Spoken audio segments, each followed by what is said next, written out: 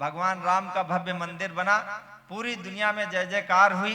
भगवान राम और सीता के संबंध में मैंने 2-3 छंद लिखे हैं, और राम जी 500 साल बाद अयोध्या आए हैं, तो कभी तो 5 पंक्ति तो पढ़ ही सकता है। 5 सदी तक व्याकुल थी, अकुलाहट में नहीं सोई अयोध्या।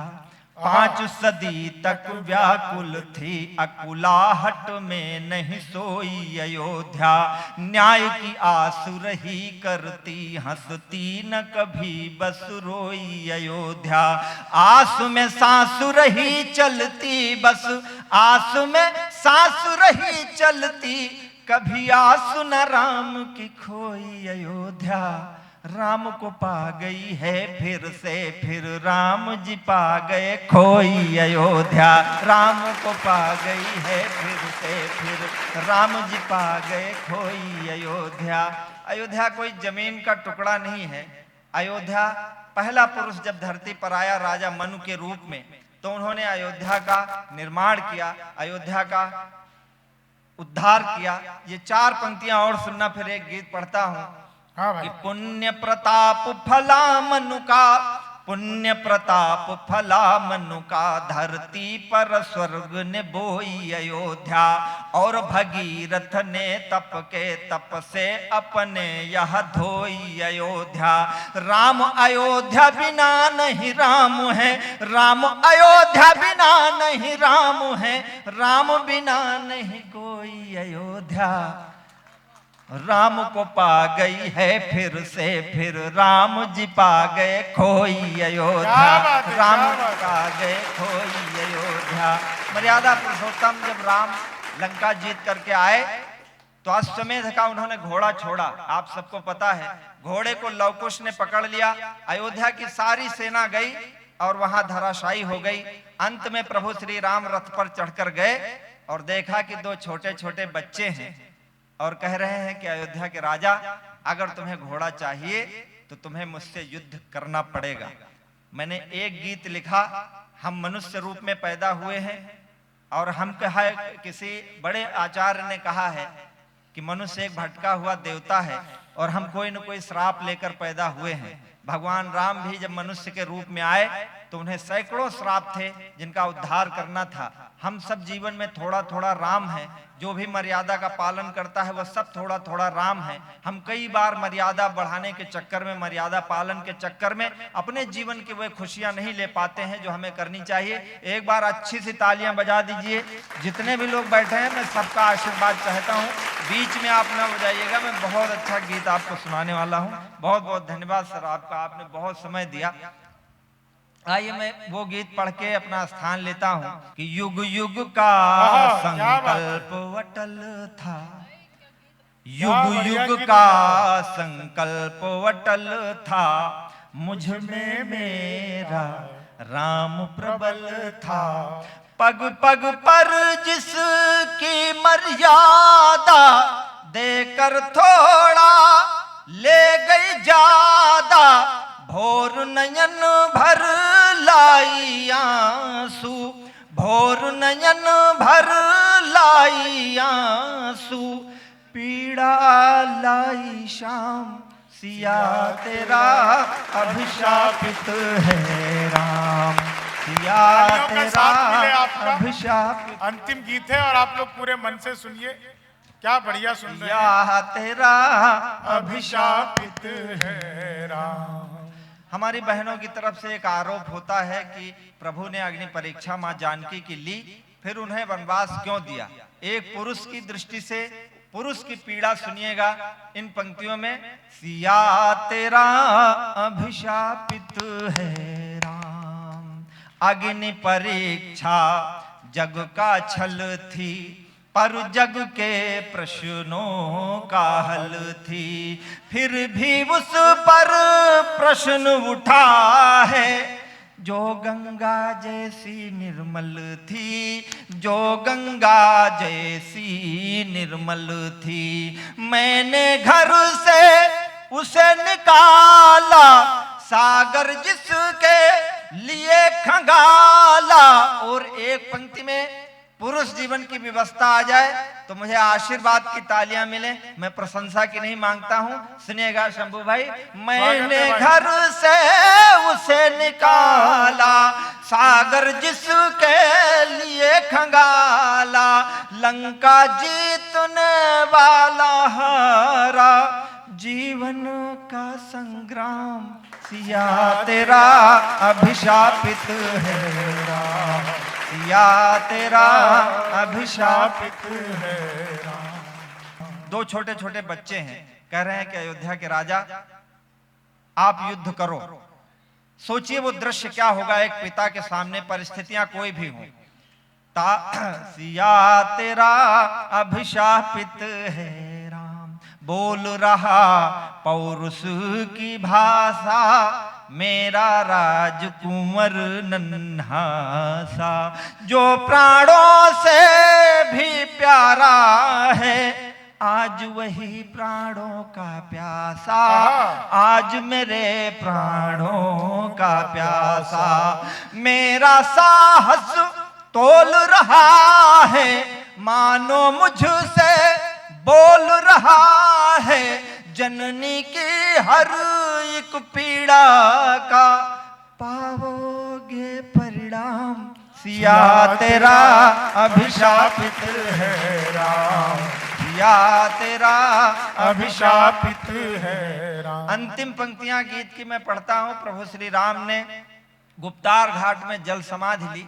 कारण क्या रहा होगा वो प्रभु श्री राम जाने, पर कवि की कल्पना अगर ठीक पहुंची हो तो मुझे प्रत्येक श्रोता आशीर्वाद दे कि तात मुझे करके वनवासी, आप हुए गोलोक निवासी।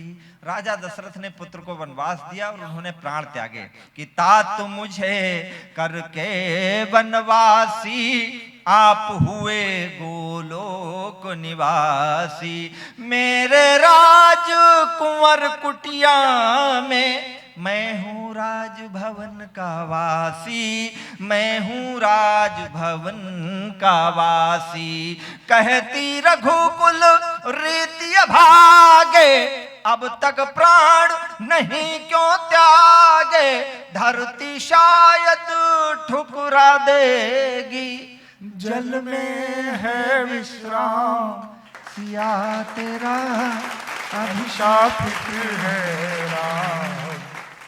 मैंने कई सारे आध्यात्मिक और पौराणिक आख्यानों पर गीत लिखे हैं। पिछले दिनों मेरा एक गीत महाराष्ट्र की भीमराव अंबेडकर यूनिवर्सिटी में बीए सेकंड ईयर में नियुक्त हुआ है पढ़ाने के लिए, तो अभी बीए सेकंड ईयर में वो पढ़ाया जा रहा है। मैं वो गीत भी आपको एक सुनाना चाहूंगा और एक गीत अपनी तरफ से और सुनाता हूं। हमारे शंभू भाई ने राजनीति की बात करी, कविता के माध्यम से मैं कहना चाहता हूं कि राजनीति जब जब लड़खड़ाती है तो कुटिया में शरण लेती है। मैं चुनाव में देखता हूं कभी राहुल गांधी जी जाकर के पत्तल पे खाना खा रहे हैं, कभी संबित पात्रा जी कुटिया में सेवा ले रहे हैं, और 5 साल बाद उनका कोई अता पता नहीं होता, 5 साल बाद वो फिर दिखाई देते हैं। महाभारत का एक दृश्य देखिए, कर्ण जो है सूर्य की उपासना करके खड़ा होता है, देखता है कि सामने कुंती खड़ी है और कह रही है कि महाभारत का युद्ध छिड़ रहा है, तुम पांडवों की तरफ से युद्ध करो। कर्ण कहता है कि मैं दुर्योधन को वचन दे चुका हूं। कुंती कहती है पांडव तुम्हारे भाई हैं। कर्ण कहता है कि कैसे मान लूं? कहा देखो मेरी उंगलियां तुम्हारी उंगली से मिलती हैं। कर्ण कहता है ये संयोग हो सकता है। कुंती कहती है फिर तुम कौन हो? कर्ण कहता है कि मैं कौन हूं? कि जलते सूरज का ताप हूं मैं, ऋषि दुर्वासा का शाप हूं मैं। आप काशी के लोग हैं, जहां जयशंकर प्रसाद हुए, जहां प्रेमचंद्र हुए, जहां कबीरदास हुए। आप कविता सराहेंगे, सुनेंगे, मैं जानता हूं कि जलते सूरज का ताप हूं मैं, ऋषि दुर्वासा का शाप हूं मैं। वरदान नहीं जीवन मेरा, मेरा जीवन वरदान नहीं, जीवन का पश्चाताप हूं मैं। मैं सूर्य पुत्र राधेय कर्ण, मैं सूर्य पुत्र राधेय कर्ण, क्षत्रिय होकर हूं शूद्र वर्ण। मैं हूं अभिशाप विधाता का, मैं हूं अभिशाप विधाता का, मेरी अनकही कहानी, कुरुकुल की हे महारानी मेरी माँ है राधा रानी, कुरुकुल की हे महारानी मेरी माँ है राधा रानी। मैं ये गीत कहीं नहीं सुनाता हूँ, लेकिन आप सराह रहे हैं, मुझे आशीर्वाद दे रहे हैं, मैं प्रणाम निवेदित करता हूँ आपको बहुत बहुत कि कुरुकुल की हे महारानी मेरी माँ है राधा रानी। मैं कौन हूँ? आंचल उसका पैबंद लगा, लेकिन ममता की छाया है। सुनना, माँ कैसी आंचल उसका पैबंद लगा, आंचल उसका लेकिन ममता की छाया है। रानी महारानी नहीं, सूत जननी ने दूध पिलाया है। हीरे मोती पुखराज नहीं, उंगली में जड़े मेरी माँ के। हीरे मोती पुखराज नहीं, उंगली में जड़े मेरी माँ के। लेकिन उस उंगली ने पग पग मुझको चलना सिखलाया है। लेकिन उस उंगली ने पग पग मुझको चलना सिखलाया है। उस माँ की दूं क्या क्या उपमा, माँ जैसी ही है मेरी माँ। उसकी आंखों में आंसू हैं, आंसू हैं उसकी आंखों में, तेरी आंखों में है पानी। कुरुकुल की है महारानी मेरी माँ है। तालियां आपकी कमजोर हो रही हैं, बीच में आप बजा देते हो तो मैं थोड़ा सांस ले लेता हूँ।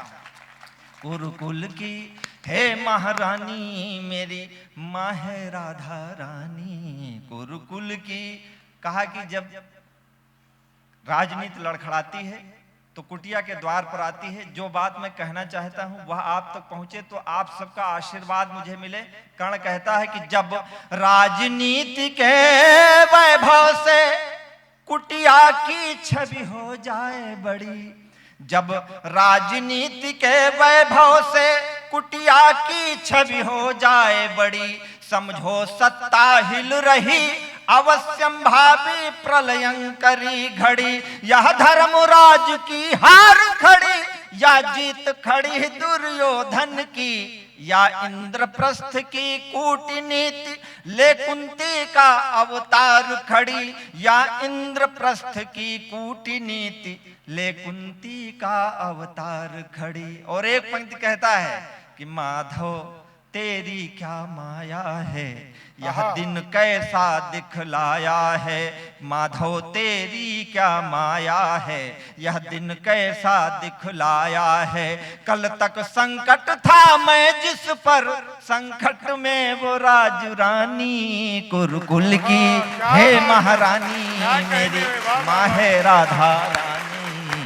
कहा कि तुम्हें अपने भाइयों पर ममता नहीं आती है। कर्ण अंतिम बात कहता है, आप सबने दिनकर जी को पढ़ा होगा, मैं उनकी कविता का संक्षिप्त रूप प्रस्तुत कर रहा हूं। कर्ण कहता है कि ममता कैसे आएगी, कि जिसको ममता तुम दे न सकी उसमें ममता क्यों था रही। जिसको ममता तुम दे न सकी उसमें ममता क्यों था रही।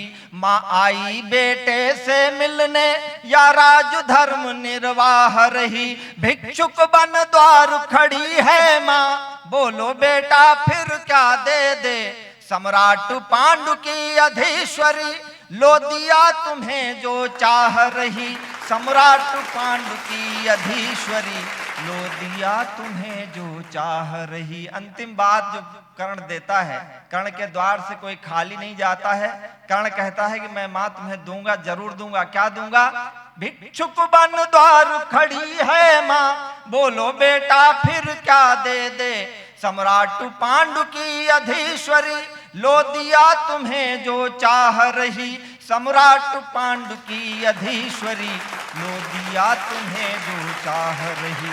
अर्जुन या मेरे रहे प्राण, निर्णय देंगे विष बुझे बाण। नाचेंगे भैरव रणथल में नाचेंगे भैरव। खेलेगी आग भवानी, कुरुकुल की है महारानी मेरी माँ है राधा रानी। कुरुकुल की